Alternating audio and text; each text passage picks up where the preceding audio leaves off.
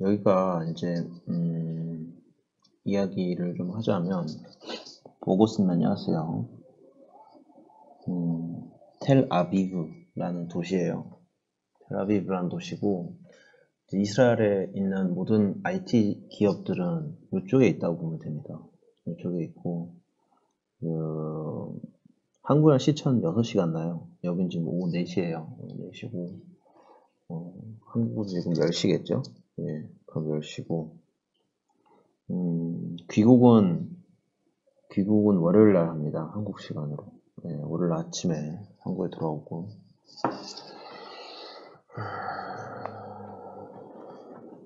아직까지는 해외입니다. 예.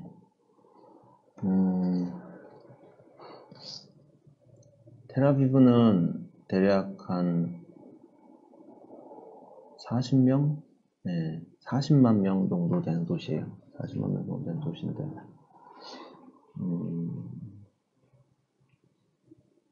좀 작죠? 40만 명이라고 하면 한국으로 치면 이제 한 진주 정도? 경남 진주 정도. 여러분들이 잘 들어보지도 못했을 수준의 도시고, 서울은 1000만 명이니까 서울보다 많이 작은 도시예요. 근데 이런 작은 곳에서 제트캐시 또 여기서 나왔고요. 요즘 가장 화제가 되고 있는 프로젝트들 스타크웨어, 크로마웨이, 그전에는 뱅코, 민불, 여기 출신 프로젝트 되게 많아요. 저희가 투자하기도 했던 다부, 많은 사람들이 투자했다가 눈물 보고 있는 다오스닥, 거의 한 20개 정도의 프로젝트가 여기서 나온 것 같아요. 그래서 사실 인구가 작아도 어떤 테크적인 수준이나 프로젝트가 나오는 거는 굉장히 수준이 높은 도시고요. 너무 소도시다 보니까 길을 가다가 아는 사람을 많이 만나요. 제가 이스라엘 사람들 많이 알지는 않지만 저와 같이 다니는 이스라엘 친구들이 식당을 가면 대부분 한 몇 명씩 아는 사람이 있더라고요. 그래서 정말 작은 소도시고 정말 가족 같은 커뮤니티? 가족 같다는 게 정말 좋은 게 아닌데 정말 시골 느낌입니다. 시골 느낌인데 딱히 막 카이테크가 있다고 해서 여기에 고층 건물이 즐비한 것도 아니고요. 여기 이제 몇 개 있어요. 다이아몬드가 이쪽에 다이아몬드 거래소라든가 다이아몬드 거래소 이런 거에 이쪽에 다 있고요. 이스라엘 금융도 여기 다 있고요. 그다음에 이스라엘 핀테크, IT 그쪽 다 이쪽에 있습니다. 그래서 이스라엘 큰 회사들 몇 개 있는데 GPS 같은 거 개발해서 구글에 판 것도 여기 있고요. 이스라엘에 들어와 있는 구글이나 아마존, 페이스북 전부 다 여기에 있고 작은 도시지만 좀 생활 수준이 굉장히 높고 물가도 굉장히 비싸고 우리가 남이가가 좋은 게 아닙니다. 저도 시골에서 의사생활을 했었지만 가면 이제 갈 곳이 몇 군데 없어요. 이런 데는 그러니까 유명하고 그러니까 맛있는 음식점 밤에 클럽이라든가 이런 곳들이 되게 한정적이에요. 도시 전체에 두세 개 식당은 좀 더 많긴 하죠. 5개, 10개 이렇게 가면 어차피 그 사람이다 그 사람이라 돈이 있고 이런 데 올 수 있는 사람들이다 그 사람이 그 사람이라 한번 사이가 좋으면 상관이 없는데 사이가 나쁘면 끝없이 나빠지는 느낌. 서울은 그냥 누가 싫으면 안 볼 수가 있잖아요. 이런 데는 안 보기가 되게 힘들어요. 근데 도시의 인구치고는 컨퍼런스 참가자는 엄청나게 많았어요. 40만 명인데 여기서 컨퍼런스를 했는데 등록한 사람이 800명 정도니까 어마어마하게 많죠. 네. 서울이 40만 명에 비하면 그래도 서울은 주변 인구까지 합치면 2천만이고 서울만 해도 1000만은 되는데 서울이 25배 더 많은 거거든요. 보면 800명 계산이 잘 안 되네. 제가 아직 계산이 잘 안 돼가지고 2만 명은 와야 비슷한 비율이네요. 그러니까 크립토에 종사하는 사람들 숫자가 서울 대비 엄청나게 많습니다. 서울이 물론 크립토의 인구 자체는 제일 많은 것 같긴 하지만 비율적인 여기가 크립토에 종사하는 사람이 제일 많은 것 같아요.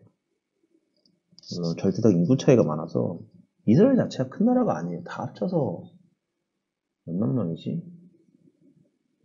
별로 뭐 그렇게 많은 나라는 아니고 이 텔아비브에만 IT가 집중돼 있고요. 이 이외에는 굉장히 종교적인 나라라고 들었어요. 저도 사실 이스라엘이나 뭐 사해나 이렇게 유명한 데를 갈 시간이 하나도 없어서 여기 지금 일주일 정도 있는데 도저히 갈 시간을 못 내겠더라고요. 미팅 하루 종일 있어서. 다 나라가 크지도 않아서 전 이스라엘까지 가는데 편도 1시간 반?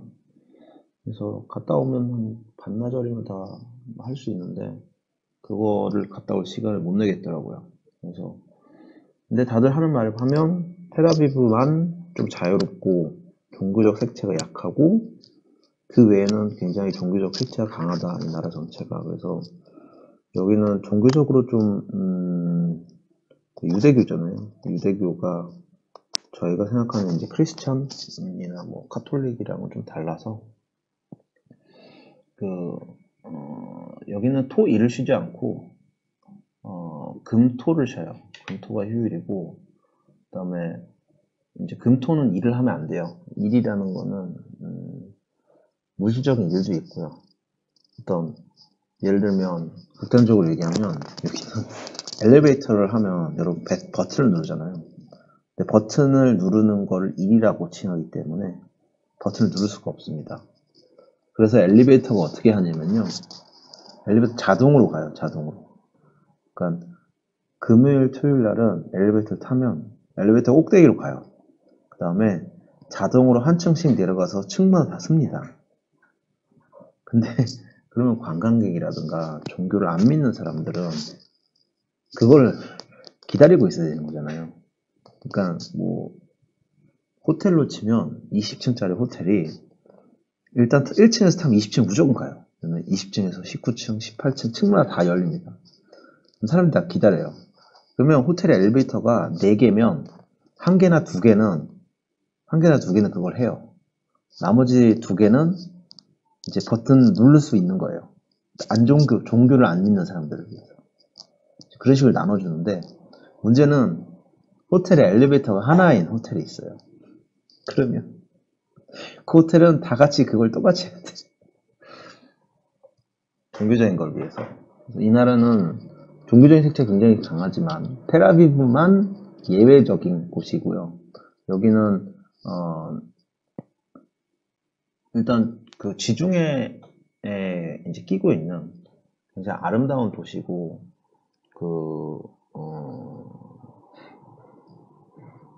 여기는 상대적으로 굉장히 자유로워요. 자유롭고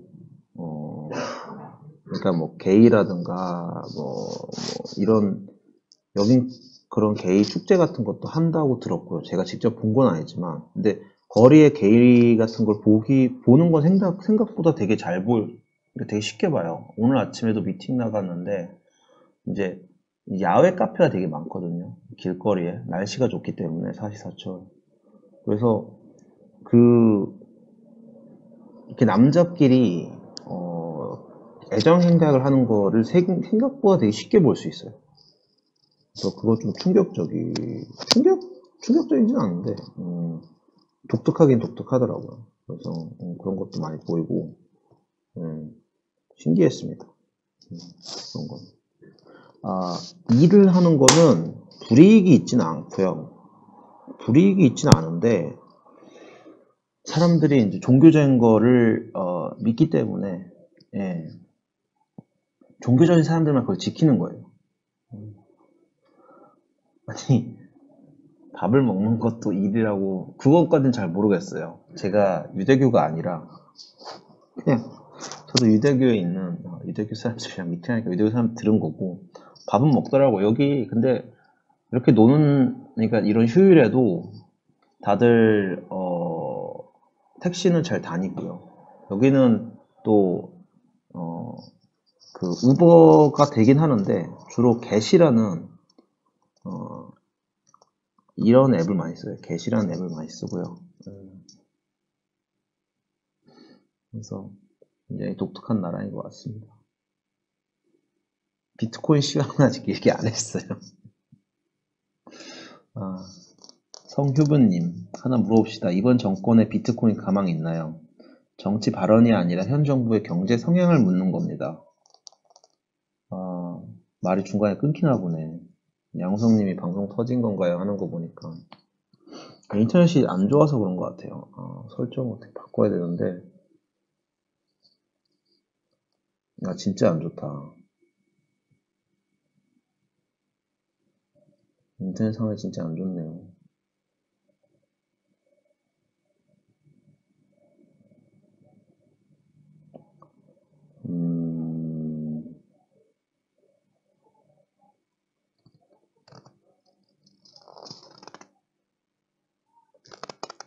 참, 잘 들리나요? 잘 들리면 다행이네요.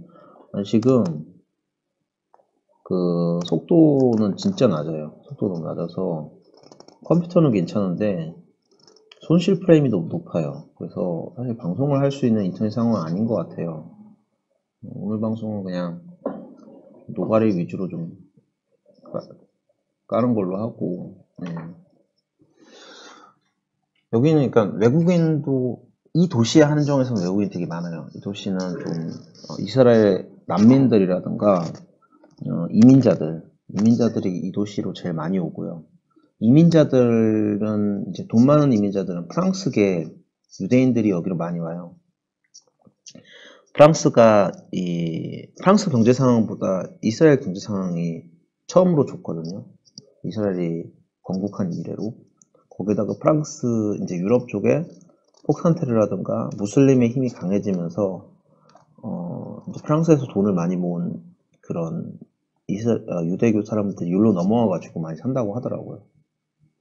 그래가지고 여기 땅값이 엄청나게 올랐어요. 프랑스인들이 많이 사가지고 많이 올랐고 여기가 그냥 작은 한 2명이 사는 방 2개짜리 아파트가 도시 내에 대략 한 20억 정도. 마이크 좀 제발 바꿔주세요. 이건 마이크 인질의 문제는 아니에요. 지금 저번에 샌프란시스코에서 그러는데 이건 마이크를 쓰는 건 아니고요. 노트북 기본 마이크 쓰는 건데 음질이 안 좋은 거는 인터넷 속도 때문에 그래요.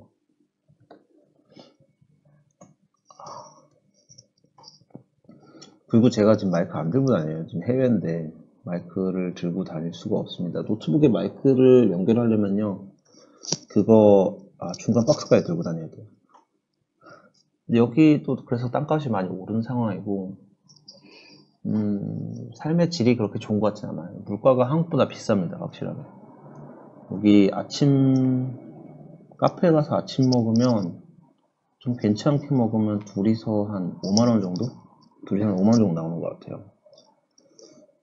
싸진 않은 것 같고 호텔도 1박에 한 4, 50만원?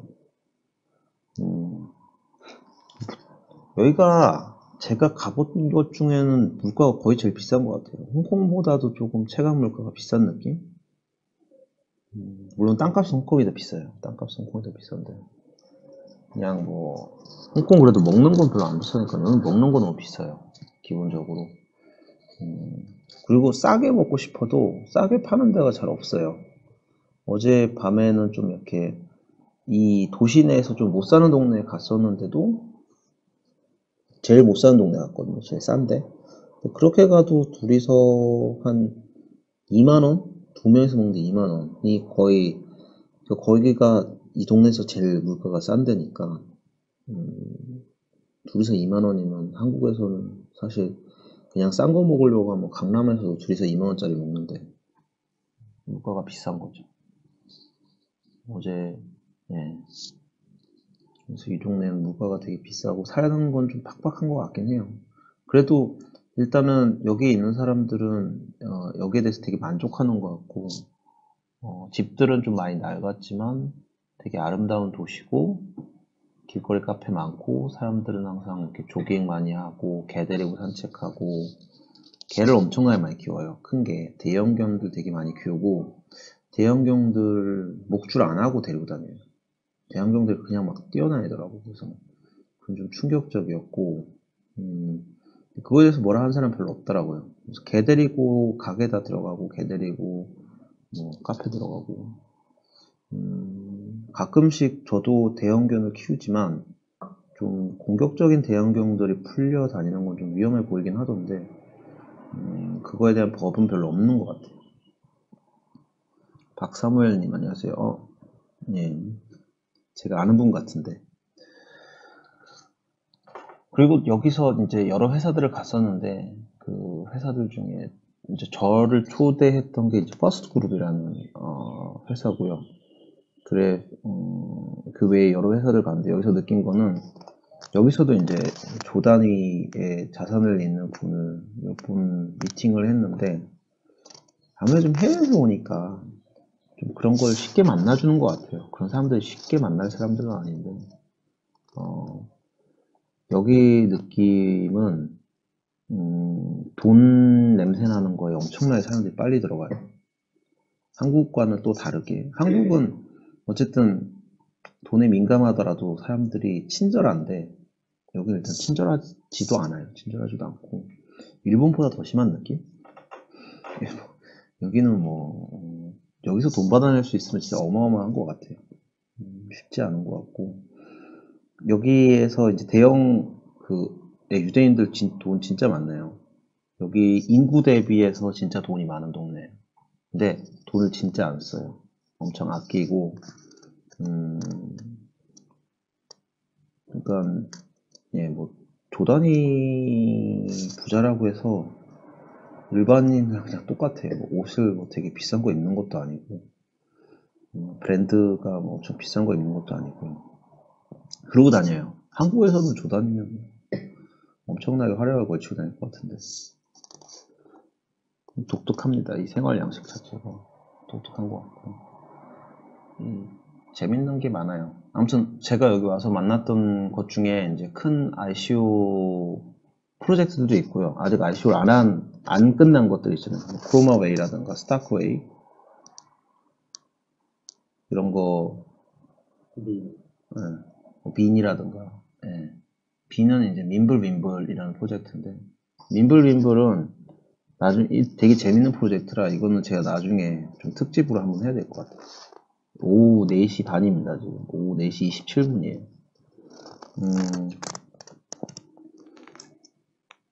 퍼스트 같은 경우는 원래 주식에서 엄청나게 영향력이 큰 그룹이라고 하더라고요.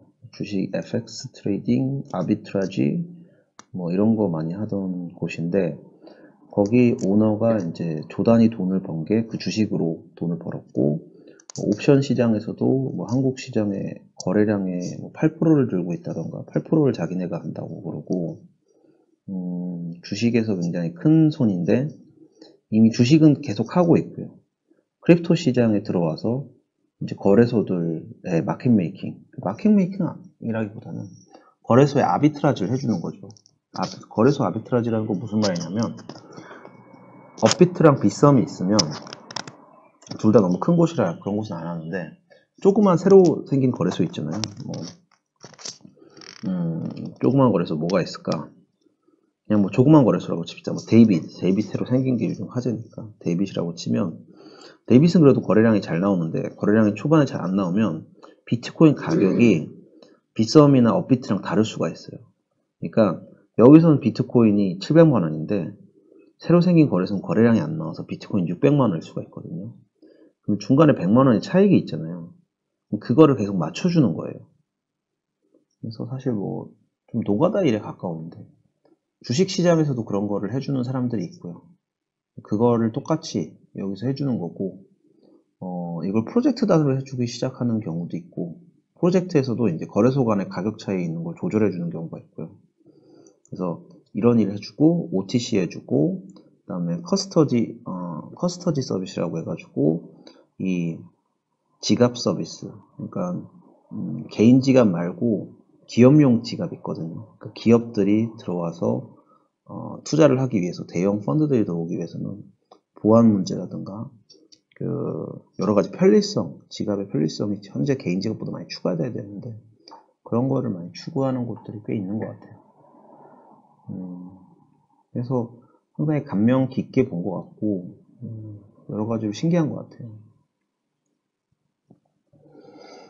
그 다음에, 이스라엘 얘기를 계속하면 재미가 없으니까, 좀 여기서 들었던 루머들, 제가 요즘 최근에 빡친 것들에 대한 것들을 좀 몇 가지 할게요. 이거 한국 가서 다시 특집 방송으로 정리를 해서 올리긴 할 텐데, 생각나는 대로 그냥 좀 몇 가지 얘기할게요. 커스터디는 지금 하는 곳이 많아요. 사실 저희 회사가 하고 싶어 하는 것 중에 하나기도 하고, 지금 한 7, 8곳 전 세계에 10개는 안 되는 것 같아요. 7, 8개 정도 하는 것 같은데, 커스터디 서비스가 지금 별거가 있는 건 아닌데, 그게 크게 될 거다. 그러니까 이게 금융 서비스거든요. 쉽게 말하면. 금융 서비스에서. 이 크립토 전체 사업이 커지면, 금융권에 들어오기 위해서는 크립토가 필요한 여러 가지 부가적인 베이스라인 서비스들이 있어요. 현재 금융권에서 하고 있는. 그래서 그런 서비스들이 증가할 거다라고 사람들이 예측하고 있는 건데, 아직까지 큰 시장은 아닙니다. 코인베이스에서 하는 것도 사실 특별한 건 없어요. 아직까지는. 지금 제일 크게 하는 건 아마 비트고가 하는 거. 비트고가 이번에 골드만삭스에서 60억인가 투자를 받았죠. 거기가 아마 가장 오래 이 서비스를 하던 회사일 겁니다. 그리고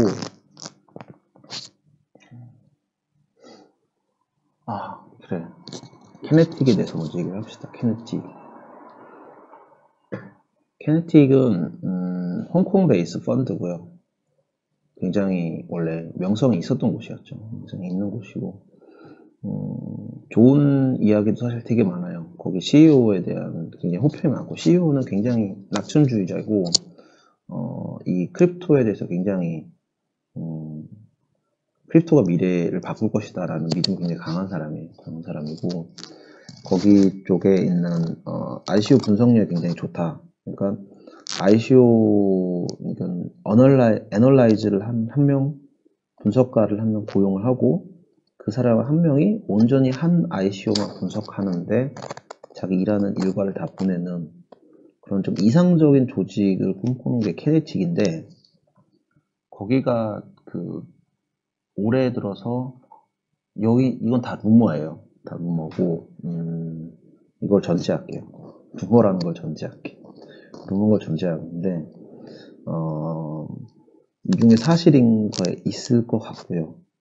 제가 루머로 들었지만 사실이 아닌 것도 분명히 있을 것 같긴 해서, 좀 해외 쪽이니까 그거 절 고발하지는 않겠죠. 한글도 모르는데. 아무튼 루머라는 걸 전제한다면 제가 말씀을 드릴게요. 캐네틱이 요즘 자금적으로 많이 안 좋다는 루머가 많아요. 자금적으로 많이 안 좋아서 많이 쪼달려가지고, 거기에 트레이딩을 지휘하는 이 총지휘자가 크립토의 최근 그 시장에 대해서 굉장히 비관적이라는 이야기가 있습니다. 그래서 가능하면 자산의 대부분을 현금으로 바꾸고 싶어 한다고 들었어요. 그래서 얘네들이 투자했던 것들, 과거에 투자했던 것 중에 상장이 되면 그것 때문에 피아트를 조금이라도 구하려고 계속 덤핑 중이다 라는 루머가 돌고 있습니다. 그래서 메타디움 얼마 전에 이제 IO를 하고 상장했던 메타디움 같은 경우도 캐네틱이 덤핑한 게 아니냐라는 루머가 시장에 돌고 있는 거고요. 현재는 그렇게 보입니다. 그래서 짜증나요. 네. 그래서 시장이 좋아지면 덤핑을 멈출 것 같긴 한데, 키네틱은 시장이 좋을 때로 덤핑 계속 했었어요. 하기는. 근데 달랐던 게, 그때 덤핑은 그래도 ICO 가격보다 훨씬 높았을 때 덤핑을 했었는데, 예를 들면 키네틱이 했던 대표적인 유명 덤핑은 카이버 네트워크. 카이버 같은 경우 되게 카이버 봅시다. 파이버 네트워크를 처음 덤핑한 게 키네틱가 되게 유명하거든요. 차트를 보면, 인터넷이 느리니까 제가 화면이 뜨는 것도 느려요. 차트를 봐야지. 파이버 네트워크 같은 경우는 처음에 처음 하자마자 엄청나게 올랐던 시기가 있어요. 상장하자마자. 그때 처음 덤핑한 게 이렇게 올라갔잖아요. 여기서 덤핑을 한 게 이 덤핑이 이 덤핑이 키네틱이 했다는 얘기가 많아요. 근데 이때는 그래도 덤핑이었어도 ICO 가격보다 거의 8배? 막 이렇게 높을 때였거든요. 이 프라이빗 가격보다. 그래서 이때는 뭐 그냥 덤핑을 해서 가격이 떨어진 건 사실이지만 키네틱이 덤핑하고 나서 다른 곳도 다 이익 실현을 해가지고 대부분 VC들이 이때 다 나왔어요. 홀딩하는 곳들도 끝까지 홀딩하는 곳들도 있긴 한데 이익 추구를 하는 곳은 이때 많이 팔았어요. 이 시기에 많이 팔아가지고 여기까지가 이제 도미노 덤핑이 된 거예요. 사실 이 도미노 덤핑이 바이 살려고 하는 의지보다 더 커져서 도미노 덤핑이 된 건데, 근데 이번 메타디움은 그러니까 파이버는 그래도 이해가 가능한 게 돈을 벌었으니까 뭐 그럴 수 있잖아요. 뭐 그리고 일반인들도 ICO 가격이 높았으니까 일반인들도 뭐 늦게 들어간 사람들 물린 거지. 근데 지금은 차트가 메타디움 같은 경우는요, 키네틱은 원금 대비 엄청나게 손해를 보면서 덤핑을 했어요. 원금 대비 이거 덤핑을 한 게 키네틱이거든요. 제가 이건 거의 맞을 거예요. 근데 다른데 할 데가 없어. 아무리 봐도 이거를 거의 키네틱 덤핑했는데, 문제는 이 가격이 ICO 프라이스보다 훨씬 낮아요.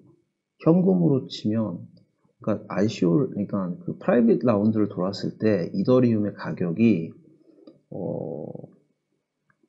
100만 원은 무조건 넘었고 200까지는 안 된 것 같고 한 150만 원 이 정도였거든요.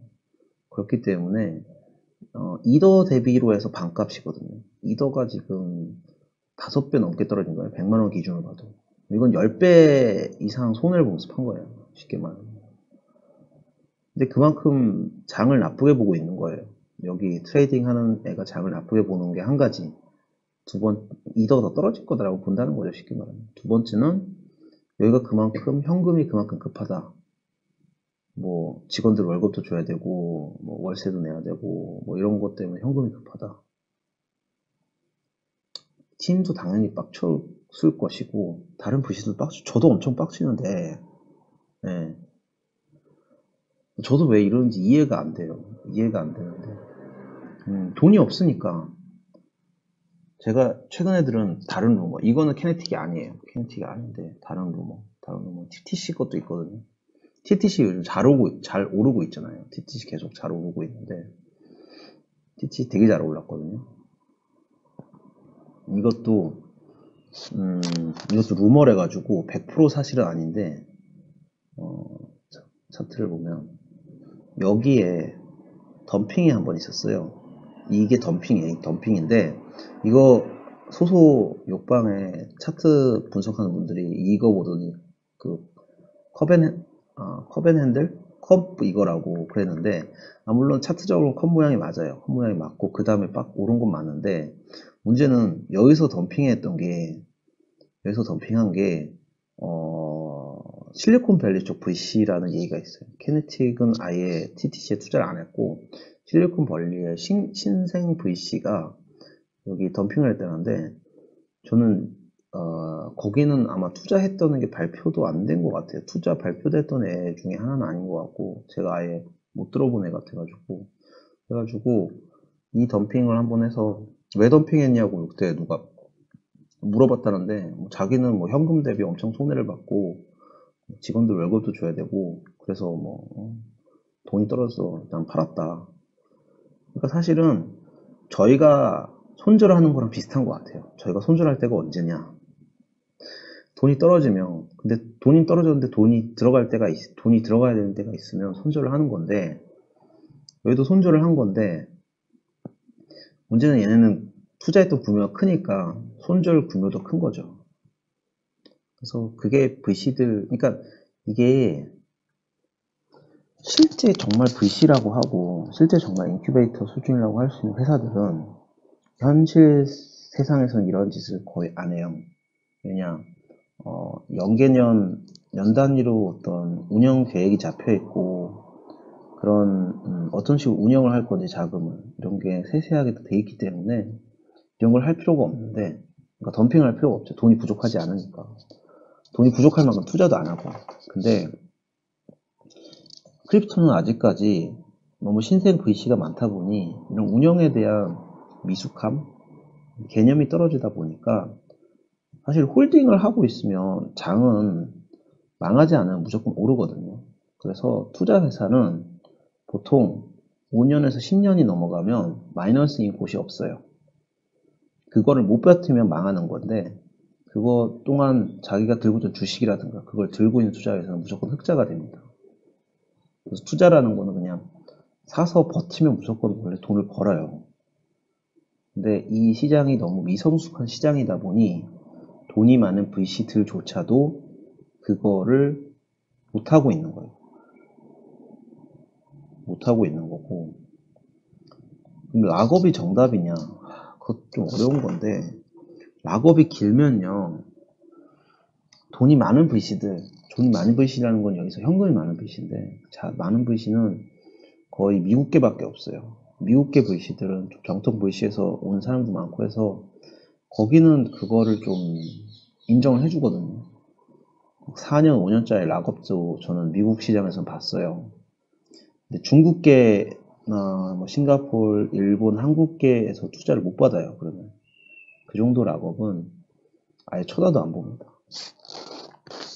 중국에서 투자를 받기 위해서는 맥시멈 락업은 거의 6개월 정도, 아무리 길어도 그것도 6개월 동안 전부 다 묶어둘 수도 없고요. 6개월 동안 조금씩 풀어줘야 돼요. 그래서 락업이 길면 아예 투자를 못 받기 때문에 락업이 또 정답이라고 말하는 것도 어려운 것 같아요. 어느 정도 균형을 잡아야 되고, 사실은 팀이 계속 보여줘야 돼요. VC들한테 왜 이렇게 잘하고 있다. 그러니까 많은 거를 다 보여주다 보니까 이게 쉽지 않아요. 이게 주식시장처럼 변동성이 작은 것도 아니고, 하루에도 뭐 많이 오르면 50%, 80% 이렇게 오르고, 많이 떨어지면 뭐 반토막 나는 거 순식간인데, 거기다가 우린 정말 열심히 하고 있고, 우리가 계속 하는 것도 보여줘야 되고, 투자자들에게 믿음도 줘야 되고, 니네 손절을 해야 되면 우리부터 손절하지 말고, 우리보다 일 못하는 딴 애부터 손절해야 된다고, 어떻게 보면 계속 보여줘야 되는 거다 보니까 쉽지가 않죠. 그래서 이 시장이 아직도 이렇게 불안하다라는 거를 보여드리고 싶었습니다. 그래서 이런 루머들이 있어요. 이런 덤핑에 관한 루머들. 그런 거 있고요. 그 다음에 어제 들은 거 재밌는 거 하나 있어요. 비트파이넥스. 여러분들 항상 궁금해하는 테더의 그 USDT에 관한 포모가 항상 있잖아요. 퍼드가 항상 있잖아요. 퍼드가 항상 뭐 테더가 돈이 없네, 있네, 테더가 항상 뭐 망하네 이런 얘기가 있는데, 저 메타지움 물타기 끝났어요. 저 이제 더 늘 돈이 없어요. 메타지움 너무 많이 사서. 저번에 약간 가슴 아팠던 게 어느 분이 그 얘기를 하시더라고요. 너무 그 대놓고 선동하는 거 아니냐. 그래서 대놓고 선동한다는 것에 이제 의미를 어떤 걸 놓으셨냐면 방송 도중에 산 거는 좀 아니지 않느냐라고 하셨는데, 그게 그렇게 비춰질 수 있구나라고 저도 느끼긴 했는데, 근데 해외에 있으면 제가 스케줄이 진짜 가득 차 있어가지고 컴퓨터를 할 시간이 거의 없어요. 그래서 사실 살 시간도 별로 없고, 그러다 보니 방송 중에 겸사겸사 그냥 산 건데, 여러분 보고 사라는 뜻은 아니었습니다. 그래서 그렇게 느끼신 분이 있었으면 죄송하네요. 물타기 저는 다 끝났어요. 더 살 수 있는 돈이 없으니까 이제. 테더 같은 경우 그 테더에 대해서 좀 보죠. 벌써 랭킹 8위까지 올라왔네. 테더가 어제 들은 루머에 의하면 돈이 다 있답니다. 돈이 발행량만큼 전부 다 있대요. 여러 은행에 나눠서 있다는데, 이 총 발행량만큼의 2조죠. 2조 정도의 돈이 다 있다고 합니다. 다 은행에 들어가 있는데, 문제는, 그럼 제가 그랬죠. 왜 돈이 다 있는데 왜 공개를 안 하냐 라고 했더니, 원래 달러에 페인되는, 달러와 연계되는 다른 코인을 만드는 게 불법이래요. 원래 불법이라서 그거를 만들려면 라이센스가 필요한데, 특정 라이센스가 TUSD라든가 그런 데는 그 라이센스를 획득하고 이거를 했대요. 그래서 얘네는 다 오픈할 수가 있는데, 문제는 테더는 그 라이센스를 획득하지 않고 2년 넘게 활동을 한 거예요. 그래서 실질적으로 돈이 있지만 테더라는 걸 만들어서 그거 가지고 마진을 했잖아요. 또 비트파이넥스가 같은 CEO인 거 알죠? 그 비트파이넥스 CEO랑 테더 CEO랑 같은 사람이에요. 그래서 다 한 그룹인데, 얘네들이 이걸 2년 동안 이거 가지고 마진을 했기 때문에, 그 얘기는 루머 아니에요. 돈이 있는 건 루머인데, 한통속이고 같은 사람이 다 지배하고 있는 건 맞아요. 그거는 가짜는 아니에요. 한 사람이 다 지배하고 있어요. 이 테더 비트파이넥스는 원래 한 그룹이에요. 비트파이넥스에서 쉽게 만든 거예요, 원래. 그래서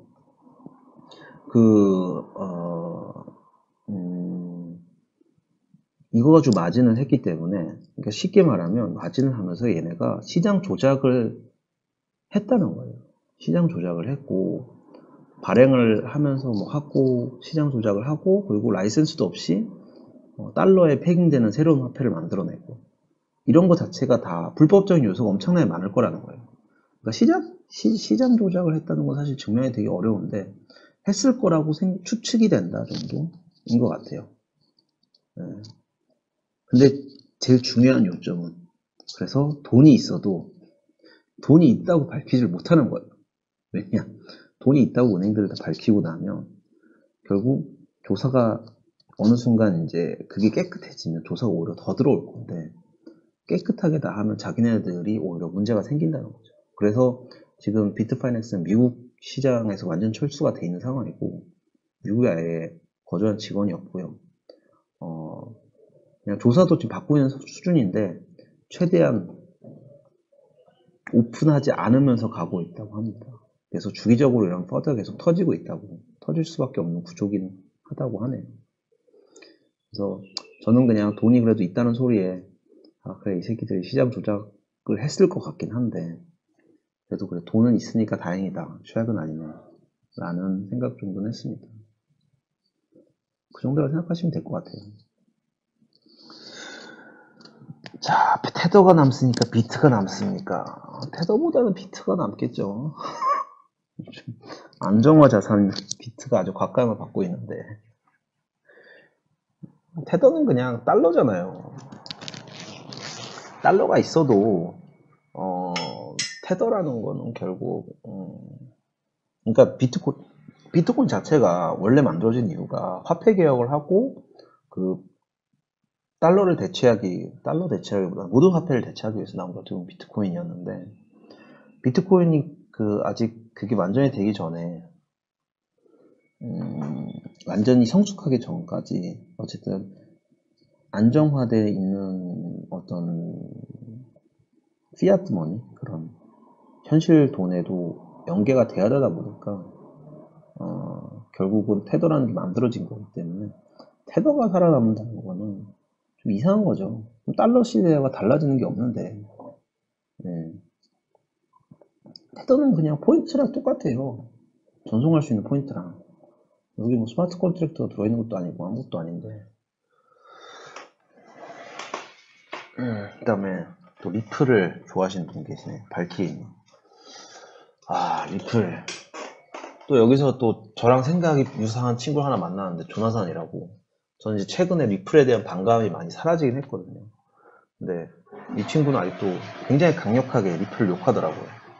굉장히 강력하게 리플을 욕하던 친구라, 리플은 뭐 중앙화에다가 노드도 전부 다 리플에서 갖고 있고, 실질적으로 오픈소스도 아니고 그런 코드를 공개한 적이 없어요. 리플은. 거기다가 리플랩스랑 리플 운용사랑 완전 다른 곳인데다가 중간에 CTO가 나가가지고 스텔라 새로 만들었기 때문에 얘는 기술력도 없다. 그래서 현재 가격은 100% 선정과 비즈니스 메이킹, 그러니까 은행들과 협약을 이끌어내는 능력, 어쨌든 중앙화되어 있고 신뢰를 주는 행동을 했기 때문에 그런 것 때문에 가격이 만들어진 거다라고 그렇게 조나선 열심히 주장을 했는데 맞는 부분도 있는 것 같아요.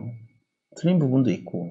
근데 어쨌든 리플은 우리가 생각하는 암호화폐랑은 좀 다르긴 달라요. 그러니까 크립토 커런시라는 개념은 디센트럴 탈중앙화라는 개념이 같이 원래 들어있는 거고 거기서 비트코인의 어떤 그게 커졌는데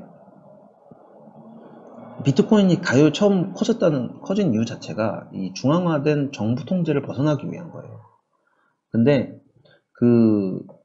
리플은 어떻게 보면 다시 중앙화로 돌아가는 거거든요. 그래서 그거를 암호화폐라고 인정하지 못하겠다라는 그런 골수 암호화폐 지지자들도 꽤 많아요. 꽤 많은데 리플이 SBI와 계약을 하고 한국에서도 굉장히 실사용되고 있다라는 걸로 어필을 많이 하고 뉴스에도 많이 타고 하는 거는 저는 굉장히 마케팅을 잘하고 있고 굉장히 그런 홍보를 잘하고 있다고 생각해요. 비즈니스 모델링 그리고 현실적으로 사용이 돼가고 있는 사례를 잘 만들고 있는 건 동의를 합니다. 근데 이게 계속 잘 될 수 있을까에 대해서는 잘 모르겠어요. 은행권에 있는 스왑 시스템을 대체할 가능성은 그래도 있다고 생각하긴 해요. 있다고 생각하긴 하는데 문제는 스왑을 대체하더라 하더라도 원래는 리플의 가격이 올라야 되는 게 아니고 리플은 그냥 전송되는 토큰이잖아요. 그 자체가 어떠한 주식을 주고 있는 게 아니잖아요. 원래 회사의 주식이 올라야 되거든요. 그래서 거기에 대해서는 저는 연관성이 좀 떨어진다고 보긴 해요. 가격과. 실제 저희가 유틸리티 토큰을 들고 있는 것들은 비트코인이라든가 이더리움이라든가 저희 여기 지금 벳이라든가 코스모라든가 이런 건 전부 다 네트워크 이펙트가 얼만큼 되냐. 그러니까 코스모를 예를 들면 코스모의 모 회사가 엄청나게 커진다고 해서 코스모의 가격이 올라가는 게 원래 아니고요. 코스모의 주식이 올라가야 되는 거고요. 코스모가 많이 트랜잭션이 될수록 많은 사람들이 사용할수록 그냥 가격이 올라야 되는 거예요. 그래서 하긴 리플이 스와프트를 대체하게 된다면 정말 많은 사람들이 쓸 거기 때문에 그래도 가격이 오르는 게 맞긴 맞네요. 가격이 맞긴 하는데 주식이 오르는 거나 들어오긴 하겠죠. 그래서 리플이 암호화폐는 좀 아닌 것 같긴 한데 저도 암호화폐 기본적인 그거에는 안 맞아서 그래도 리플이 이런 식으로 비즈니스를 잘 꾸려가면 가격이 오를 거에 대한 어느 정도 동의를 하는 것 같아요. 그 정도가 제 리플에 대한 현재 스탠스인 것 같습니다. 약간은 더 친화적으로 바뀐 것 같아요. 정원님이 코스모 좀 살려달라고 하는데 코스모 가격은 저도 보고 있는데 슬픕니다. 코스모 가격은 저도 아직 코스모 안 팔았어요. 코스모 안 판 게 아니라 더 샀었죠. 코스모 한 30원일 때 더 샀어요. 30원일 때 더 사가지고 지금 더 산 건 좀 손해를 보고 있는데 어쩔 수 없죠. 네. 저는 상장되는 날짜를 기다리고 있습니다. 언젠가 비싸면 상장하겠지. 언젠가는 되겠죠. 네. 엘프도 이번에 업비트 상장했는데 언젠간 돼서 그렇지 가격이 너무 많이 떨어졌어. 상장 기다리는 동안. 그래서 엘프는 다 판 게 다행인 것 같아요. 비썸 상장할 때 다 팔았는데 그때 판 게 다 다행인 것 같아요. 그때도 업비트에 올라간다 만다 말이 많았었는데 그때가 한 2,000원까지 갔었거든요. 근데 지금 보니까 업비트 상장했는데 400원밖에 안 되더라고. 그래서 그거는 좀 다행인 것 같아요. 배당코인은 마이닝 코인은 제가 계속 얘기를 하지만 아직까지 현재 나온 모델들, 아직까지 나온 모든 거래소 코인들은 답이 없어요. 데이빗을 포함하더라도 그냥 가격이 버틸 수 있는 구조가 아니에요. 사용자가 계속 늘어나야 버틸 수 있는데 거래량이 올라갈 수 있는 거에 한계가 있고요. 그 한계를 넘어서면 가격은 다시 떨어질 수밖에 없어요. 제가 영상 안 올렸었나요? 이용익님 유튜브 영상 빨리 좀 올려주세요. 예. 제가 가능한 빨리 올리겠습니다.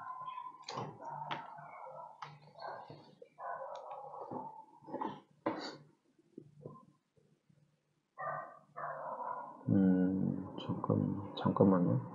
30분 뒤에 미팅이 있다는데? 왜 있었나?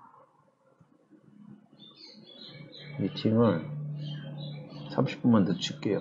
잠깐만요. We have a meeting at 5:30? We are going to Goldie's house. Where? Goldie's house. Goldie's house? Yeah. Who we are meeting? Goldie. Goldie? Yeah. Goldie? Yeah. I catch a meeting with Tal. What time? It was originally 5:30. Okay, then you go for the meeting. You go to meet Goldie now? Yeah, going to, Alon is picking us up. Then we go to his house. 5:30. Or you want to push it? I have to meet Goldie, but when we go together, it's original. I think I cannot talk with him because you will. So yeah. I will talk tomorrow. So okay. you go alone. Okay. Then I go to airport straight after that. After that? Yeah. Straight. Or you want to meet SOV without me? Yeah, it's. I think it's better having him alone. Okay. Then you go alone. Yeah. Then you meet SOV? Yeah, without me tomorrow. I have an appointment at morning. No, SOV is later. SOV? What's the SOV? It's the Marshall Island Fiat currency, Peter Thiel's company. This is a stable coin in Israel? It's an Israeli tech team, but it is a global fiat currency. Call me when you move. He wants to accelerate. Accelerator? Yeah. No, not accelerate. He wants some help in Asia. Okay. Let me know about the next one after you meet Goldie. Maybe I move to that. I'm not going. You're not going? I'm not going. Yeah. Because I go Goldie's house and I go straight to the airport. Then who meet SOV? Nobody. I can cancel it. Okay. So you want to meet or not? I will meet maybe tonight. Meet SOV? Yeah. Okay. If they want.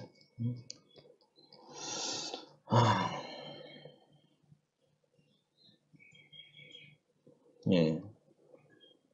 스케줄이 제가 정한 게 아니고 같이 온 친구가 대부분 정해가지고 저는 좀 몰랐네요. 이따가 다시 반응을 약속이 있다는데 저는 안 간다고 했어요. 어차피 내일 보는 친구들이라 내일 보고 여기가 자연경관이라든가 이게 되게 많아서 새도 엄청 많고요. 개도 엄청 많고요. 이탈리아 개가 아니고 이스라엘 개예요. 그래서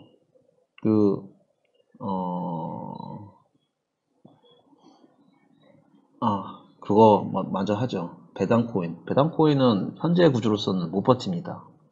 단원에서 말씀드릴 수 있어요. 저희가 계속 테스트를 하고 있는데 저희도 그쪽에 관심이 많아서 저희 리서치 팀에서도 보고서가 계속 올라오는데 답이 없어요. 완전 구조를 바닥부터 어떻게 바꿔야 돼요. 거래량에 기초한 배당은 답이 없는 것 같아요. 거래량이 아니고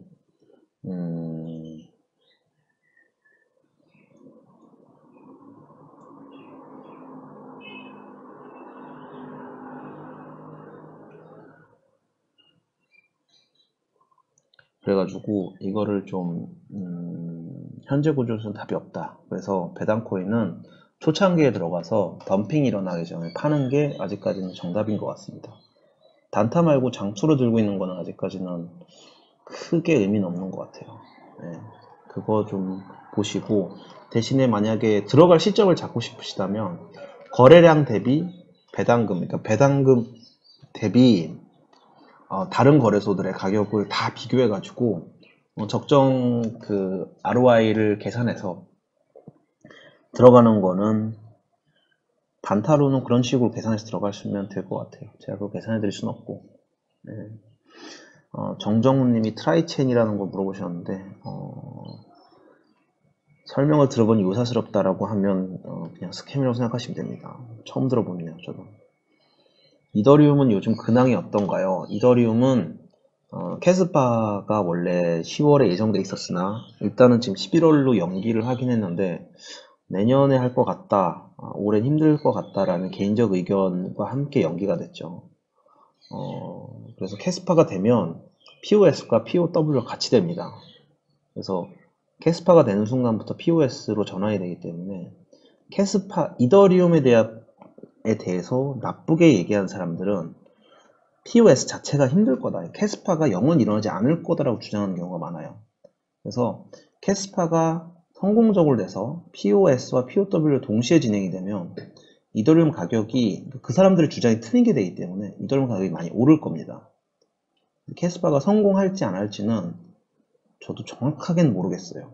근데 저희 쪽 기술팀에게 그거에 대해서 제가 얘기를 그때 좀 했었는데, 정말 캐스파가 기술적으로 자기는 엄청 어렵다고 생각하지는 않다, 개인적 의견이지만 라고 답변을 했었고, 이더리움 팀이 캐스파를 늦추는 건 오히려 자기 생각에는 정치적 이유가 많은 것 같다. 즉 채굴자들, 이더리움의 기존 채굴자들에 대해서 좀 눈치를 보고 있는 게 아닌가, 한 가지.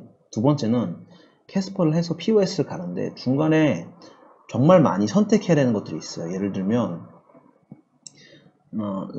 nothing at stake라는 문제에 있어서 이런 문제들을 푸는 방법들이 있는데, 이 페널티를 줄 것이냐, 이 스테이킹을 해주는 것 자체도 어떻게 보면 리스크를 감수하고 스테이크라는 건데, 페널티 없이 갈 것이냐. 그래서 이런 식으로 정치적으로 결정해야 되는, 기술적이 아니고 정치적으로 결정해야 되는 게 되게 많은데, 그거를 결정하는 데 있어서 이더리움 재단이 되게 오랜 시간이 걸리고 있는 것 같다. 그래서 마이너들의 눈치 보는 거 하나, 그런 결정들을 내는 게 하나, 마지막에 기술적 어려움인 것 같다 라는 게 저희 쪽 테크니션이라고 해야 되나? CTO님의 그런 의견이었고, 네. 그렇습니다. 그래서 이더리움이 진전을 하고 있는 건 사실인데, 저는 캐스파가 될 거라고 생각하는 입장이고요. 캐스파가 되면 가격적으로는 그래도 좀 많이 좋아지겠죠. 네, 라고 생각을 하고 있습니다. 소수님이 생각 물어볼게요. T0는 어떤가요? T0는 한 번씩 이야기가 나오고 있는 프로젝트긴 해요. 여기 실제에서도. 일단 SEC의 허가를 받은 프로젝트라고 대부분들 알고 있고요. 근데 문제는 SEC 허가를 받은 거래소가 T0 하나가 아닌 것 같아요.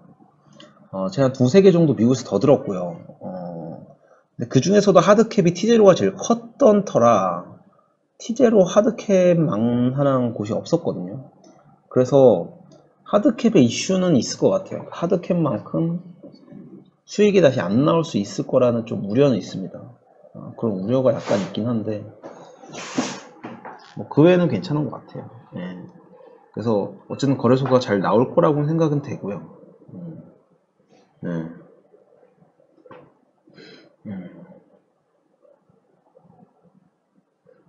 약속을 방송을 오늘 한 30분 정도 더 할게요. 30분 정도 더 하고,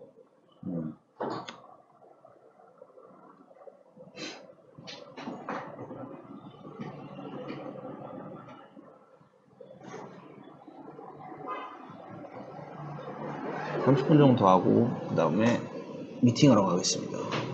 이게 한국 밤 시간에 맞추려니까 쉽지가 않아요. 밖은 왜 이렇게 시끄러운지 진짜.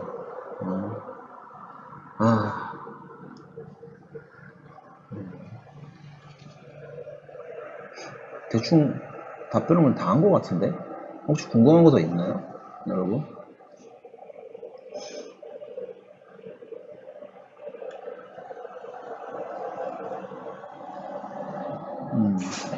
T0가 좀 너무 많이 모았어요. 1억 3,400달러면요, 얼마야?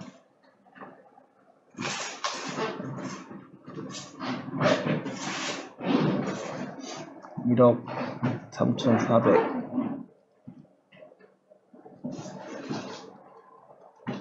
만억. 김명 2개 빼야 되는구나. 만억. 그러니까 134만 불이잖아요. 1,400억? 1,400억 좀 넘은 건데, 1,400억 좀 넘게 모은 건데, 와, 1,400억이라. 바이낸스 가치가 20조긴 하거든요. 요즘 그 보기 따라 달라요. 바이낸스가 대충 20조 정도라고 예측을 하고 있어요. 바이낸스 가치. 시장에서. 당연히 바이낸스만큼 갈 수 있으면 아직 한 150배 정도 더 오를 수 있어요. 만약 티제로가 바이낸스만큼 갈 수 있으면. 근데 바이낸스만큼 갈 수 있는 거래소가 과연 몇 개나 있을까요? 이거는 뭐 거의 새로 프로젝트를 만들었는데 이오스만큼 갈 거다라고 주장하는 거랑 비슷한 거라 쉽지 않은 것 같긴 해요.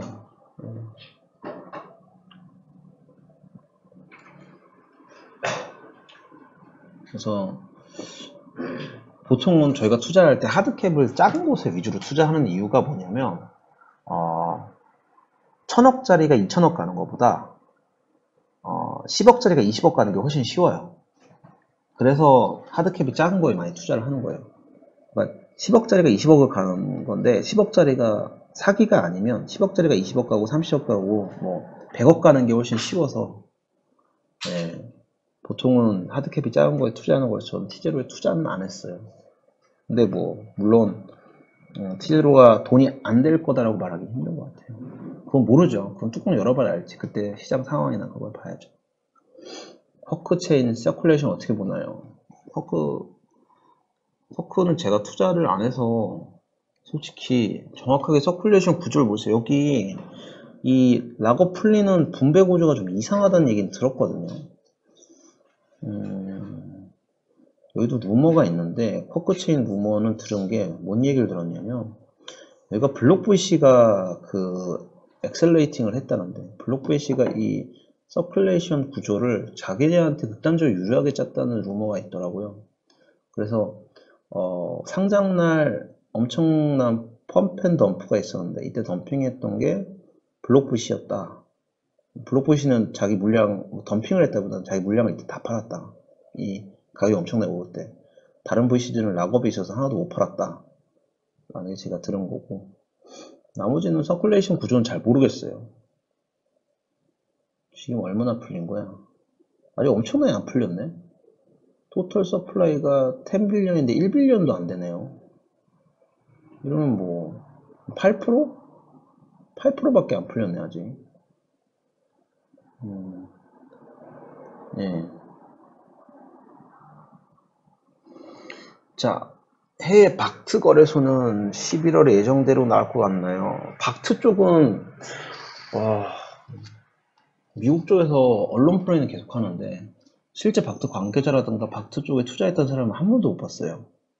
그래서 진짜 모르겠습니다. 네, 제가 한 번도 만나지 못했고 5년 후에 살아남을 코인 어떤 게 있을까요? 비트는 100%라고 생각하고 저는 그래도 이더리움은 확실히 살아남을 것 같고요. 네. 이더리움 그 다음에 리플도 살아남을 것 같고 비트코인 캐시도 꽤 확률이 높을 것 같아요.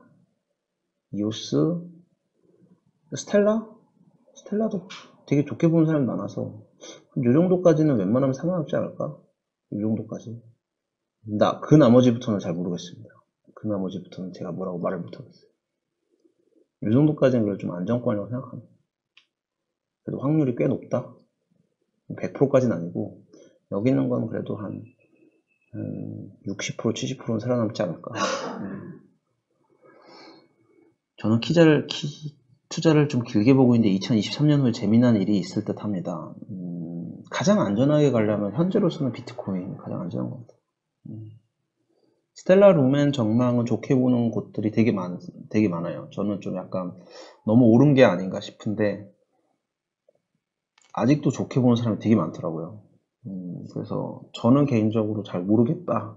근데 주변에선 좋게 말하는 사람들이 많습니다. 팬텀이 F팬텀인가요? P팬텀인가요? IC1 팬텀인가요? 센트라가 그거 하는 팬텀인가요? IC1 팬텀에서는 들은 게 있는데 센트라가 바뀌는 팬텀에서는 들은 게 없습니다.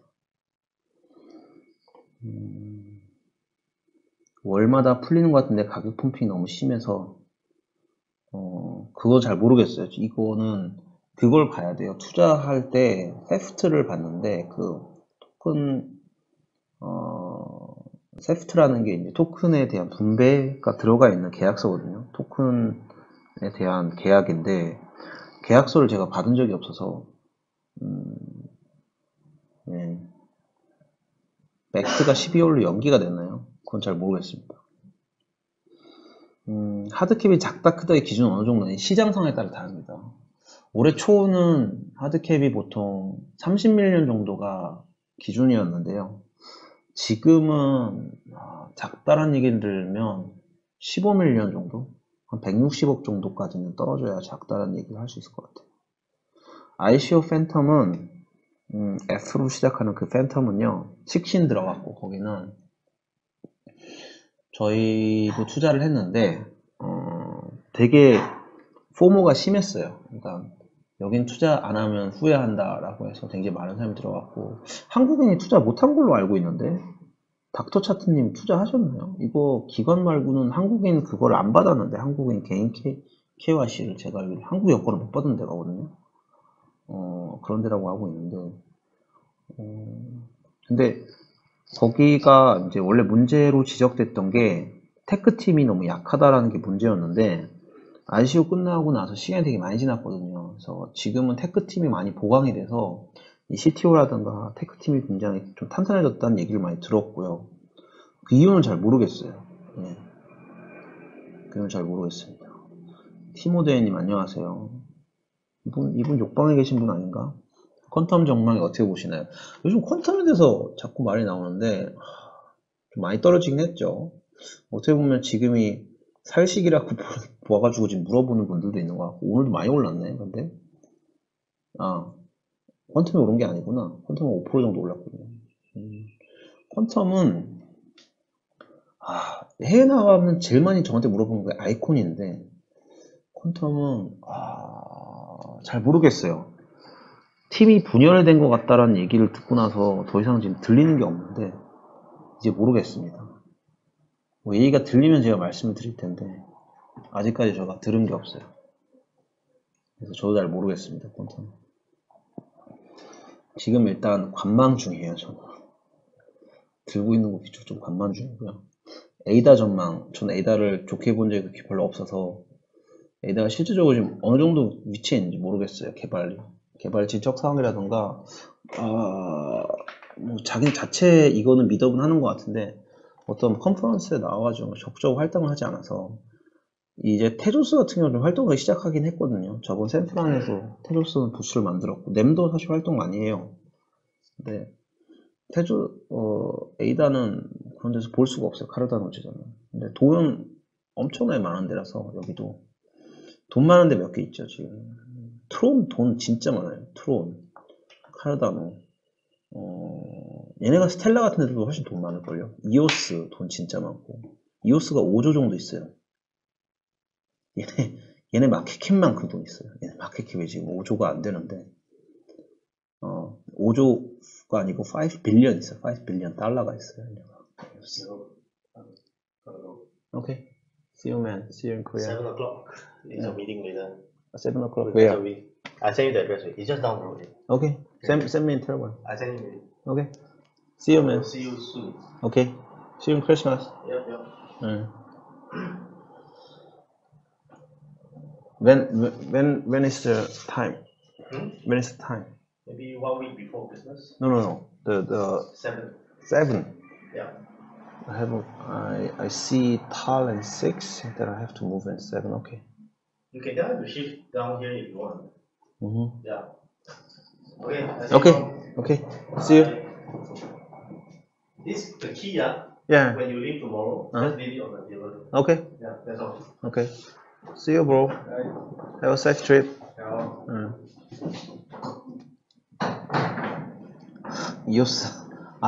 이오스도 루머가 있는데 이거 얘기가 되는지 모르겠네요.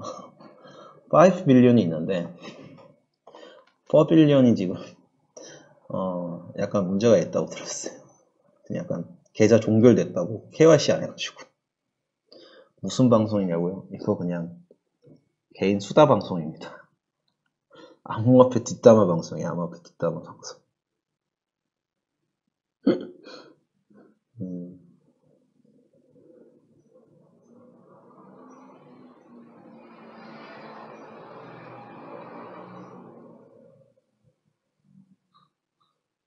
이거 뒷담화 하는 겁니다. EOS VC 투자 내역 보면 돈 별로 안 썼어요. 근데 돈을 별로 안 쓰긴 했어요. 하긴 얘네 EOS도 안 들고 있었어.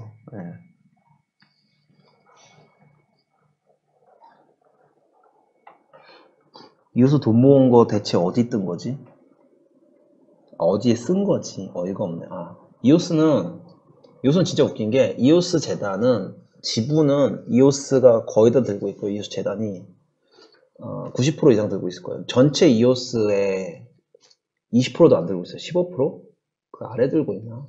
전체 EOS에 거의 안 들고 있어요. EOS 재단은.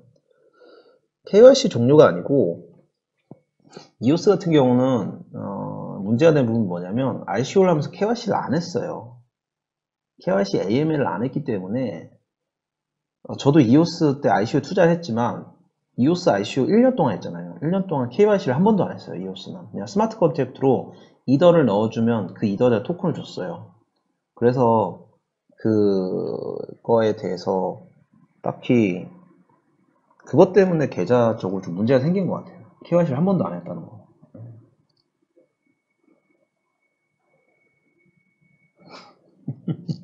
EOS는 커뮤니티에서나 으쌰으쌰가 아무것도 진전이 없어요. 아니 그렇게까지 나쁘지는 않거든요. EOS가 그래도 네트워크 가격으로 보면 네트워크에 가장 활발한 게 현재 EOS입니다. 가장 활발한 게 그래도 트론이나 그 리플보다 네트워크적으로 활동이 더 많은 게 EOS라고 알고 있어요. 저는. 저도 EOS를 싫어하는 이유 중에 하나가 돈을 너무 많이 모은 것 때문에 싫어하거든요. 그 5빌리언을 모아야 될 필요가 있냐 과연 EOS가 라는 것 때문에 사실 은 싫어하는 축이긴 한데 뭐 그거 해결하는데 지금 많은 리소스를 쓰고 있는 것 같아요. 재단 자체는 그 루머를 해결하는 데 있어서.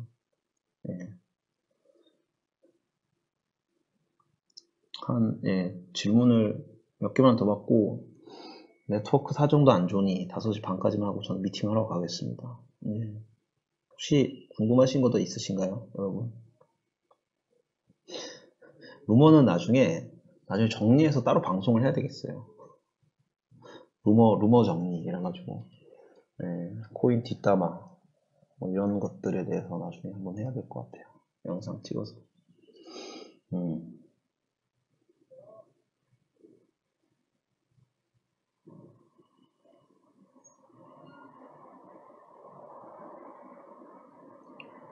시야가 진짜 많이 올라왔네요. 37이면. 결국 리버스 ICO가 대세로 갈 듯 합니다. 두 가지 대세에 대한 이야기가 있는 것 같아요. STO에 대한 이야기가 되게 많고요. STO라는 건 시큐리티 토큰에 대한 거고요.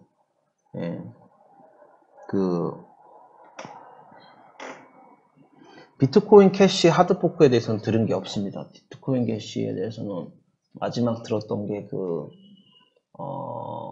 스마트 컨트랙트를 비트코인 캐시에다 올린다는 얘기를 들었는데 그게 하드포크 연관되어 있는 건지 잘 모르겠어요. 리버스 ICO는 이제 좀 한국 쪽에서 많고요. 한국 쪽에서는 어쨌든 라인도 링크를 냈는데 라인이 엄밀히 말하면 일본 기업이라고 할 수도 있으니까 뭐 한중일 정도는 리버스 ICO가 있는 것 같긴 해요. 뭐 카카오도 뭐 클레이튼 뭐 메인랜드 낸다고 하고 이러니까 이런 건 다 리버스 ICO라고 봐야 될 것 같고 근데 이제 미국 쪽은 STO를 많이 밀고 있어요. STO라는 건 뭐냐면 주식 자체를 토큰화 한다는 거예요. 그래서 이 주식과 똑같은 권리가 있는 토큰을 만들어서 투자 권리도 있고 그러니까 더 이상 유틸리티를 안 하겠다는 거예요. 유틸리티라는 거는 그러니까 카카오가 클레이튼을 내고 라인이 링크를 내더라도 라인 주식이 있고 카카오 주식이 있잖아요. 그거의 가격과 원래 카카오 토큰이라든가 뭐 링크 이런 토큰의 가격이 관계가 없어요. 라인의 주식 가격과 링크의 가격은 전혀 관계가 없어요. 라인의 링크가 트랜잭션이 많이 일어나고 많은 사람이 링크를 사용하면 링크의 가격이 올라가는 거고, 근데 라인이 만약에 SNS가 아니고 다른 데 투자했는데 이게 대박이 났어요. 그러면 링크 자체의 가격은 안 오지만 라인의 주가는 오를 수 있거든요. 그래서 리버스 ICO와 STO는 정확하게 말하면 다릅니다. STO는 그냥 주식과 동등한 토큰을 만든다는 거예요. 주식화. 네. 그런 거고, 리버스 ICO는 우리가 갖고 있는 사용자들을 가지고 유틸리티 토큰을 만든다는 거예요. 그래서 유틸리티와 그거와 약간 다른데, 저는 둘 다 아직 가능성이 있다고 봐요. 둘 다에게. 왜냐하면 아직까지 STO가 쉽게 안 되는 이유가 국가 규제 때문이거든요. 그래서 미국 쪽에서 밀고 있는 거는 이제 그 SEC가 좀 약간 STO에 대해서 호의적인 것 같기 때문에 밀고 있는 것 같고, 그게 정착이 되기 위해서는 몇 년의 시간은 더 있어야 되는 것 같아요. 처음에 이게 나왔을 때 이제 STO를 저도 딜이 많이 들어오는데, STO를 투자를 안 하는 이유가 뭐냐면, 지금 STO를 하기 위해서는 애들이 기본적으로 모으는 금액이 100밀리언, 1000억 이상을 모읍니다. 1100억 정도.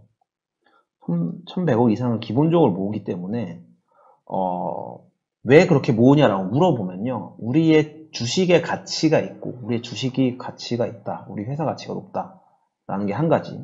한 가지는 STO라는 게 검증된 적이 없기 때문에 제일 좋은 로펌을 써야 되고, 뭐 제일 좋은 곳에 검증을 받아야 되고, 막 모든 거를 다 좋은 걸로 해야 돼요. 최상급으로. 그리고 문제가 됐을 때 처음 시도하는 거 보니까 잘못된 것들을 갔을 때 그거에 대한 위험 비용 같은 걸 다 계산하다 보면 이 정도 돈이 있어야 된다라고 자기는 결론을 내렸다는 거예요. 근데 지금 시장에서 1000억을 STO라고 하더라도 1000억을 모으는 건 사실 거의 힘들고, 그러다 보니 STO라는 게 생각보다 빨리빨리 진행이 안 되고 있어요. 네. 그래서 둘 중에 어떻게 될지는 잘 모르겠습니다. 아직도. 상승장 오기. 예, 상승장 가자. 예. STO는 아직까지 개인이 투자할 수 있을 만한, 제가 투자하는 게 이번에 투자 하나 하기로 한 것 같긴 한데, 예. 일단은 STO는 현재 개인이 들어갈 만한 건 없어요. 예, 너무 다 하드캡이 커요. 조금 더 기다려야 될 것 같아요. 내년 돼야 조금 개인이 투자할 만한 게 생길 것 같아요. 뭐 DNA라든가 뭐 이런 애들 추천한 게 있는데 저한테 폴릿 다 별로 사고 싶지 않아요. 네. 대충 다 얘기한 거고, 이더와 이오스 플랫폼 중에 어떤 게 정답인지 궁금해요. 아무도 정답을 모릅니다. 반반묵 하세요. 네. 이것 때문에 많이 싸워요. VC들도 아직도. 그래서 이오스 산 애들은 이오스가 갈 거라고 하고요. 이더 들고 있는 애들은 이더 갈 거라고 하고요. 3의 길도 있습니다. 비트코인이 대세다. 그러니까 중국 애들은 비트코인을 돌아가고 있어요. 그래서 그렇게 세 가지가 싸우고 있습니다. 4의 길도 있어요. 4의 길도. 그러니까 비트코인을 들고 있는 애들 대부분이 사실 비트코인을 계속 믿는 게 아니고, 언젠가 뭐 나오긴 할 건데 이더리움, 이오스 둘 다 아닐 것 같다. 새로 나오는 어떤 아직 안 나온 그런 게 메이저 플랫폼이 될 것 같다라고 하는 애들이 있어요. 네. 그 세 가지 정도 있는 것 같습니다. 소소님, 블록크래프터 쪽으로는 테라 소식 들리나요? 스테이블코인. 테라는 저희가 검토를 했었는데 투자 안 했던 프로젝트예요. 개인 안 받지 않았나요? 이번에 더 모집한다는 이야기가 있던데, 저번에 한 걸로는 안 된다고 해서 더 모집한다는 얘기가 있었는데, 저는 사는 거 추천드리진 않아요. 네. 저는 테라에 대해서 좀 약간 회의적입니다.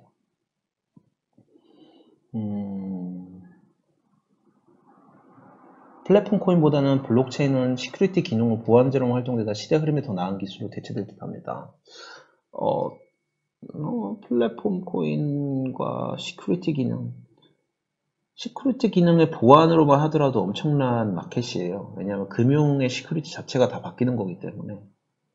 금융권은 어쨌든 전부 다 이 시큐리티 기능이 들어가는 거거든요. 금융이라는 거는 주식, 은행, 보험이 삼신기거든요. 그 전부가 다 들어간다고 생각하면 마켓의 크기가 어마어마합니다.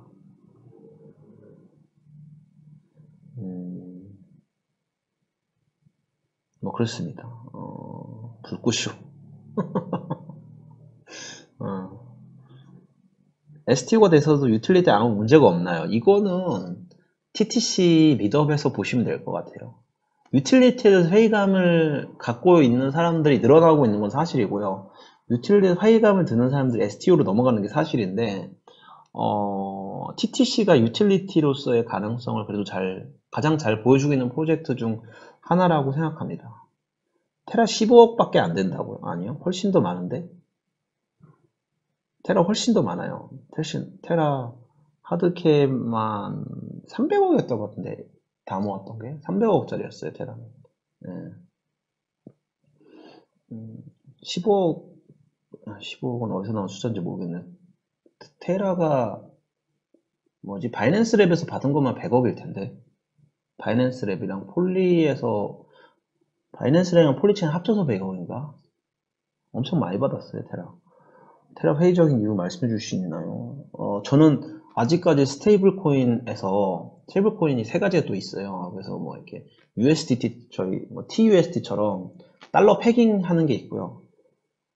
달러 패깅은 뭐, 그래도 저는 어느 정도 스테이블이라고 할 수 있는 것 같은데, 테라 같은 경우는 이런, 산술적으로 이제 뭐 코인을 더 찍어내고 뭐 이렇게 소각을 하는 과정에서 가격을 스테이블 한다는 건데, 아직까지 검증이 실험적으로 실제 돌려봐야 이게 돌아갈 수 있는지 없는지를 알 수가 있는데, 그걸 알기 전에 투자를 한다는 게 되게 위험한 것 같아요, 저는.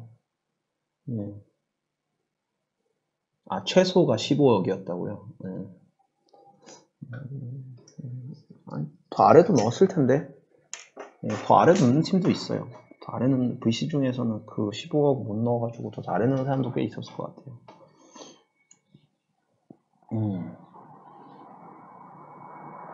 근데 테라에 대해서는 사실 룸을 구해달라는 문의가 꽤 많이 오긴 했었어요. 그래서 그만큼 인기는 있었는데, 그냥 투자를 안 했다. 그 정도. 테라코인을 없애버려? 예, 제가 그런 힘은 없고요. 약간 이상한 분들 자꾸 들어오시네. 리스크 G캐시 오메세고. 셋 다 평이 괜찮은 코인인데, G캐시는 보안 쪽으로 거의 탑급인데, 단점은 너무, 느리다. 블로크가 크다. 그것 때문에 G캐시에 대해서 좀, 회의감을 하고 있는 사람들은 있긴 한데, G캐시가 영식 기술에 요즘 계속 투자하고 있죠. 그래서 그거 좀 봐야 될 것 같고요. 장외거래소?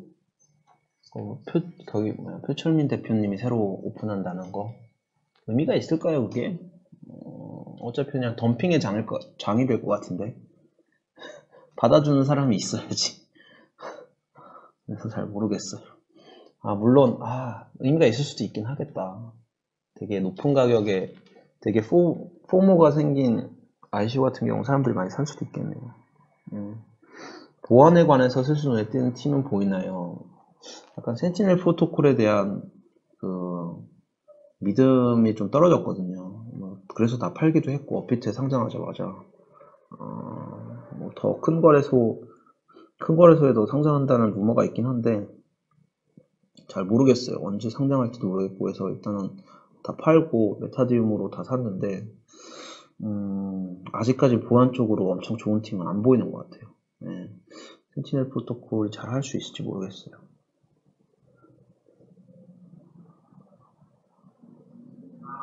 OTC에서 비트코인 사는 거 많이 사요. 비트코인을 진짜 많이 사요, 지금. 홍콩 쪽 루머는 상승장이 다시 돌아오는 것 같다는 루머가 솔솔 들려오긴 하는데, 그건 진짜 루머고, 그 루머의 기준은 OTC 마켓에서 이제 사고자 하는 수요가 많아져서 그렇다라는 루머는 있고요. 근데 기관들이 7,000달러나 뭐 이렇게 살려고 하는 것 같지는 않고 6,000달러 아래에서 사고 싶어 하는 것 같아요. 6,000 아래에서. 6,000 아래에 그 OTC 구매하려고 하는 수요는 되게 많아요, 지금. 네. 김동연 부총리가 가상화폐 세금 법안 만든다고 하네요. 오늘 청문회 기사에서 어떻게 생각하세요? 세금 나오면 베스트죠. 예. 일본처럼 이상한 세금만 안 나오면 정말 좋을 것 같습니다. 세금이 나온다는 게 어쨌든 호재거든요. 화폐를 인정해준다는 거니까 정부가. 자산으로라도 인정해주니까. OTC 시장과 거래소의 불일치에 대해서 느끼시는 것들이 있나요? OTC는 기본적으로 두 가지 종류가 있는데요. 돈이나 코인을 받은 다음에 그걸 장에다가 조금씩 팔아서 해주는 곳들이 있고요. 서비스 해주는 게. 이번에 홍콩에 상장한 옥타곤이 그런 대표적인 업체, 제일 큰 데 중에 하나고, 서클이라든가 뭐 이런 데가 있고요. 그다음 P2P 거래를 해주는 데가 있어요. 그거는 가짜가 진짜 많아요. 그거 좀만 해보시면 10만 비트코인 사겠다 팔겠다가 기본 단위에요. 거기 99.9%가 가짜입니다. 가짜가 너무 많은 P2P라서. P2P는 제일 큰데 지금 후오비에서 운영하는 P2P OTC가 제일 커요. 거기는 완전 매칭 해주는 거고 수수료도 안 받아요. 후오비가. 중국 내에서만 아마 사용 가능하나 그럴 텐데 다른 나라에서 사용하는지 가능한지 모르겠어요. 저도 P2P OTC를 해본 적은 없어서 그걸로. 근데 그거는 후오비의 파운더들이 공짜로 돌리고 있다는데 그 돌리는 이유가 자기네들의 비트코인을 세탁하기 위해서 돌린다는 얘기가 있더라고요. 그래서 OTC 시장은 기본적으로 이런 식으로 그 기업을 통해서 옥타곤이라든가 뭐 서클이라든가 뭐 제네시스 마이닝이나 뭐 이런 데서 하면요 시장가보다 무조건 비싸게 사야 되고요. 시장가보다 싸게 팔아야 됩니다.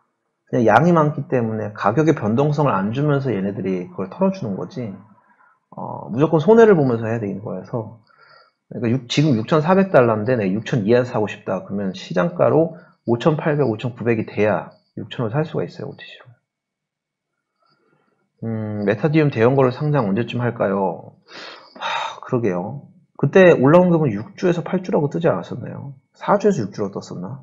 공지사항 이렇게 올렸는데 그때 저스틴 대표님이. 그래서 그렇게 빨리 되면 좋겠네요. 세금 만드는 거 폐쇄, 그렇죠. 세금이 안 되는 거 인정을 해주는 거라서 그게 중요한 것 같습니다.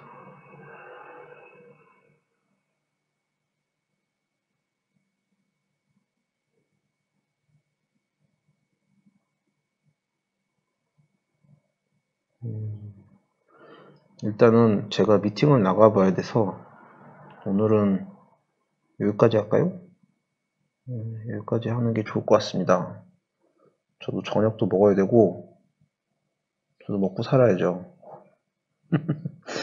그런데 오랜만에 여러분들 소통하니까 너무 좋긴 하네요. 좋긴 한데 저도 먹고 살아야 돼서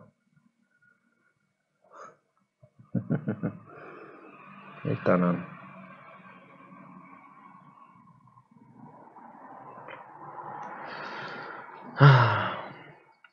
올 초에 떡락하고 2, 3년 장기 횡보 본다는 어떤 유튜버 말대로 되는 것 같기도 하네요. 2, 3년 장기 횡보 보는 곳을 딱 한 곳 아는데 제가 2, 3년 장기 횡보 보는 곳은 한 곳밖에 없는 것 같아요. 대부분 다들 뭐 올해 말에 아직도 좀 다시 상승장 시작한다고 얘기하는 곳이 있고 아니면 내년에 보통 2분기 전엔 될 거다. 1분기나 2분기 안에 될 거다라고 생각하는 사람이 많은 것 같아요. 즐거운 여행은 아닌 것 같고요. 힘듭니다. 힘드네요. 오늘 여기까지 하고 모두 좋은 주말 되시고요. 저는 한국에서 다시 방송 한번 할게요. 다음 주에 한국에서 다시 한번 하겠습니다. 리플은 가격적으로는 납 배드일 확률이 높을 것 같아요. 납 배드인 것 같아요.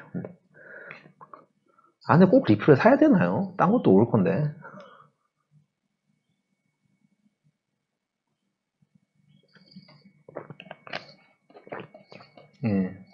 나중에 다시 그거 녹방 올려드릴게요. 오늘 여기까지 하겠습니다. 좋은 밤 되세요.